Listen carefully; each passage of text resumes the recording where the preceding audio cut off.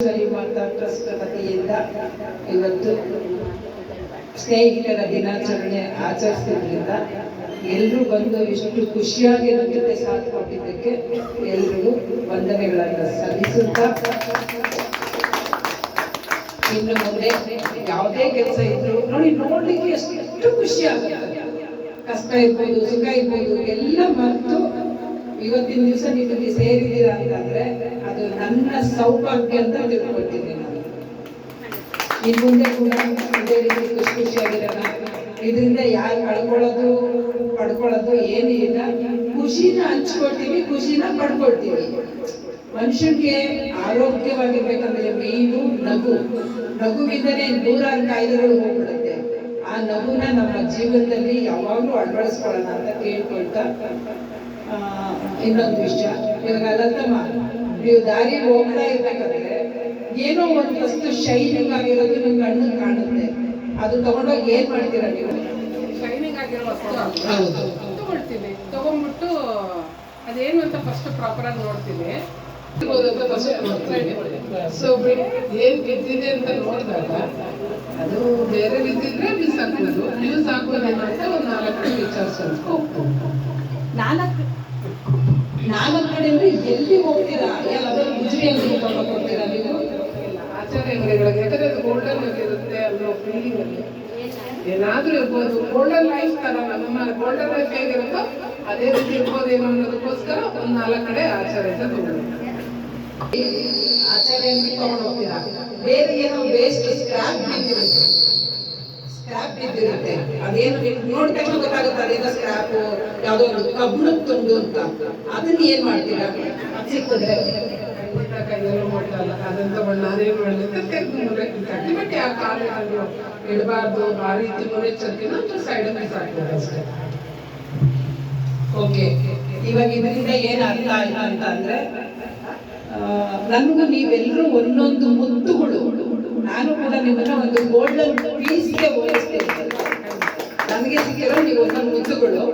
ಈಗ ಲತಮ್ಮ ಹೇಳಿದ್ರು, ಅದು ಒಂದು ಶೈನಿಂಗ್ ಆಗಿರೋ ಪೀಸ್ ಸಿಕ್ಕಿದ್ರೆ 4 ಆಚಾರ್ಯ ಅಂಗಡಿಯಿಂದ ತಗೊಂಡು ಹೋಗ್ತೀನಿ ಅಂತ. ಅದೇ ರೀತಿ ನಮ್ಮನ್ನ ಪರೀಕ್ಷೆ ಮಾಡೋದಕ್ಕೆ ನಾವು ಮಾಡ್ತಾ ಇರೋ ಕೆಲಸದಲ್ಲಿ ತಪ್ಪು ತೆಗಿಲಿಕ್ಕೆ ಸುಮಾರು ಜನ ಬರ್ತಾರೆ ಲೈಫಲ್ಲಿ. ನಿನ್ಗೆ ಯಾಕೆ ಬೇಕಾಗಿತ್ತು? ಅದು ಬೇರೆ ಕೆಲಸ ಇಲ್ಲ, ಅವ್ರಿಗೆ ಜವಾಬ್ದಾರಿ ಇಲ್ಲ, ಎಲ್ಲ ಹೆಂಗಸನ್ನ ಕೂಡ ಹಾಕೊಂಡು ಸುಮ್ಮನೆ ಈ ರೀತಿ ದೊಂಬರಾಟ ಆಡ್ತಾರೆ ಇರೋದು. ಆಮೇಲೆ ನಿನ್ನ ಹತ್ರ ದುಡ್ಡಿದ್ದ ನೀನ್ ಮಾಡು, ನೀನೇ ಬೇರೆಯವ್ರ ಹತ್ರ ಕಲೆಕ್ಷನ್ ಮಾಡಿ ವಯಸ್ಸಾಗಿರೋದನ್ನ ಬ್ಲೈಂಡ್ಸ್ನೆಲ್ಲ ನೀನೇ ನೋಡ್ಕೊಳ್ಳೋದು. ಈ ರೀತಿ ನಮ್ಮನ್ನ ಕಾಲೆಳೆಯೋ ಕೆಲಸ ತುಂಬಾ ಮಾಡ್ತಾರೆ ಅವ್ರು. ಆ ರೀತಿ ಅವ್ರು ಎಲ್ಲರೂ ನಮ್ಮನ್ನ ಉಜ್ಜಿ ಚೆಕ್ ಮಾಡ್ಬಿಟ್ಟು ನಮ್ಮನ್ನ ಕೊನೆಗೇನು ಚಿನ್ನ ಅಂತ ಹೇಳ್ಬಿಟ್ಟು ಅವ್ರು ಅದನ್ನ ಐಡೆಂಟಿಫೈ ಮಾಡ್ತಾರೆ, ನಾವು ಚಿನ್ನ ಅಂತ ಹೇಳ್ಬಿಟ್ಟು. ಹಂಗಾಗಿ ಯಾವುದೇ ನಮ್ಗೆ ಕಾಲೆಳೆಯುವಂತ ಕೆಲಸಕ್ಕೆ ಅಥವಾ ಕಾಲೆಯುವಂತ ಮಾತುಗಳಿಗೆ ಕುಗ್ಗದೆ ಯಾರೇನೇ ಹೇಳಿದ್ರು ನಮ್ಮ ಒಳ್ಳೆ ಕೆಲಸ ನಾವು ಮುಂದುವರ್ಸ್ಕೊಂಡು ಹೋಗೋಣ. ಅದೇ ಕಬ್ಬಿಣದ ಪೀಸ್ ನಾವಾಗಿದ್ರೆ ನಮ್ಮ ಬಗ್ಗೆ ಯಾರು ಮಾತಾಡ್ತಾ ಇರ್ಲಿಲ್ಲ ಅಲ್ವಾ? ನಾವು ಕಬ್ಬಿಣದ ಪೀಸ್ ಆಗಿದ್ರೆ ಏನು ಸೈಡ್ ಹಾಕೊಂಡು ಹೋಗ್ತಾ ಇದ್ರು. ಇದನ್ನ ನನ್ನ ಒಂದು ಆತ್ಮೀಯ ಸ್ನೇಹಿತೆ ಕೂಡ ನನಗೂ ಹೇಳಿದ್ದು. ಅವ್ರು ಹೇಳಿದ ಮೇಲೆ ನನಗೆ ನನ್ನ ಜೀವನದಲ್ಲಿ ಎಲ್ಲರ ಕಡೆಯಿಂದ ಒಂದ್ಸಲ ಯಾಕೆಂದ್ರೆ ಅದುವರೆಗೂ ನಾನು ಅವತ್ತು ಇಡೀ ರಾತ್ರಿ ಯೋಚನೆ ಮಾಡಿದೆ. ನಾನು ಕೆಲವೊಂದು ಟೈಮ್ ಹೋಗ್ತಾ ಇದ್ದೆ, ಹೌದಾ ನಾನು ಮಾಡ್ತಾ ಇರೋ ಕೆಲಸ ಸರಿ ಇಲ್ವಾ, ಸಮಾಜ ಸೇವೆ ಮಾಡೋದು ತಪ್ಪ, ಇದೆಲ್ಲ ನನಗೂ ತುಂಬಾ ಒಂದೊಂದ್ಸರಿ ಬೇಜಾರಾಗ್ತಾ ಇತ್ತು. ಅದೊಂದು ವರ್ಡ್ ಇಡೀ ರಾತ್ರಿ ಯೋಚನೆ ಮಾಡಿದೆ ನಾನು. ಅವ್ರು ಹೇಳಿದ್ದು ಕರೆಕ್ಟ್ ಅಲ್ವಾ? ನಮ್ಮ ಬಗ್ಗೆ ನಮ್ಮನ್ನ ಹಿಂದೆ ಕೇಳೋ ಕೆಲಸ ಮಾಡ್ತಿದ್ದಾರೆ ಅಂದ್ರೆ, ಸೊ ಅವ್ರು ನಮ್ಮನ್ನ ಟೆಸ್ಟ್ ಮಾಡ್ತಿದ್ದಾರೆ. ಆ ಟೆಸ್ಟ್ ಅಲ್ಲಿ ನಾವು ಪಾಸ್ ಆಗ್ಬೇಕಷ್ಟೇ. ಪಾಸ್ ಖಂಡಿತ ಆಗಿದ್ದೀರಾ, ಮುಂದೇನು ಆಗ್ತೀರಾ. ನಾವು ಪಾಸ್ ಆಗ್ಬೇಕಂದ್ರೆ ನಿಮ್ಮೆಲ್ಲರ ಬೆಂಬಲ ನಮ್ಗೆ ಇರ್ಬೇಕು.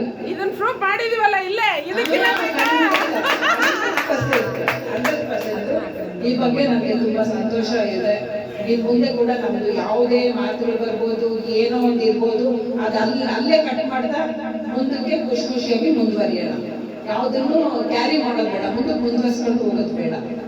ನಿಮ್ ಪ್ರೀತಿ ಎಲ್ಲರ ಕಡೆಯಿಂದ ಸಪೋರ್ಟ್ ಇದ್ದೇ ಇರುತ್ತೆ. ಒಂದು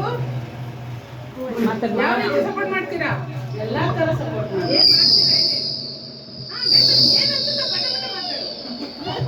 ಅದು ಪಕ್ಷಿ ತರ ಬರ್ತದೆ, ನನ್ನ ಜೊತೆಲೇ ಇರ್ತೀನಿ.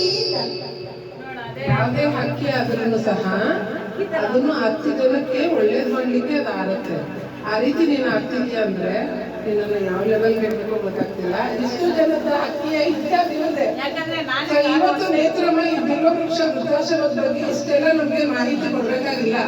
ಬಿಕಾಸ್ ಯಾಕೆಂದ್ರೆ ಇದು ಅವ್ರ ಸ್ವಂತದನ್ನ 10 ಜನಕ್ಕೆ ಆಗುವಂತ ಇಂಥ ಬೈಂಡ್ಗೋಸ್ಕರ ಎಲ್ಲದನ್ನು ತನು ಮನ ಧನ ಎಲ್ಲದನ್ನು ಇನ್ವೆಸ್ಟ್ಮೆಂಟ್ ಮಾಡಿದ್ದಾರೆ ಅಂದ್ರೆ ನಾವೆಲ್ಲರೂ ಪ್ರೋತ್ಸಾಹ ಸಹಕಾರ ನಿಮ್ಗಿದ್ದೇ ಇರುತ್ತೆ.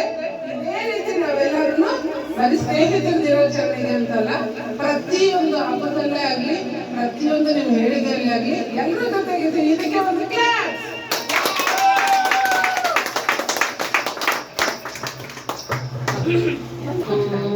ನೇತ್ರಮ್ಮ ನೋಡಿದ್ರೆ ತುಂಬಾ ಖುಷಿ ಆಗುತ್ತೆ.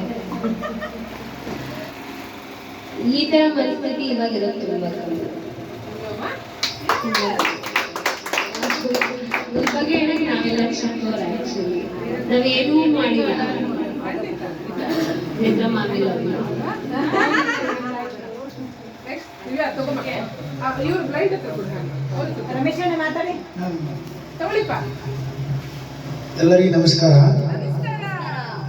ನೋಡಿ, ನೇತ್ರಮ್ಮನ ಕಡೆಯಿಂದ ಹೇಳ್ಬೇಕಂದ್ರೆ ತುಂಬ ಮೇಡಮ್ ಅವರು ಒಳ್ಳೆಯದು. ಯಾಕಂದರೆ ಅವರು ಆಶ್ರಮ ನಡೆಸ್ತಿದ್ದಾರೆ ಅಂದರೆ ಎಷ್ಟೋ ಜನ ಇವಾಗ ಬ್ರ್ಯಾಂಡ್ಸ್ ಆಗಲಿ WS ಆಗಲಿ ಎಷ್ಟೋ ಜನ ಇವಾಗ ಫುಟ್ಪಾತ್ ಮೇಲೆ ಕಷ್ಟಪಡ್ತಿದ್ದಾರೆ. ಊಟ ಇಲ್ಲದ ಏನಿಲ್ಲದ ಕಷ್ಟಪಡ್ತಿದ್ದಾರೆ. ಇಂಥ ಆಶ್ರಮ ಮಾಡ್ತಿದ್ದಾರೆ ಅಂದರೆ ಅವ್ರು ತುಂಬ ಗ್ರೇಟ್. ಇವಾಗ ಎಷ್ಟೋ ಜನ ಆಶ್ರಮದಲ್ಲಿ ಮೇಡಮ್ ಹತ್ರ ಬರೋಕ್ಕೆ ರೆಡಿ ಆಗಿದ್ದಾರೆ. ಆದರೆ ಅವ್ರಿಗೆ ಮೇಡಮ್ ಅವರು ಬೇರೆ ರೂಮ್ ಮಾಡಬೇಕು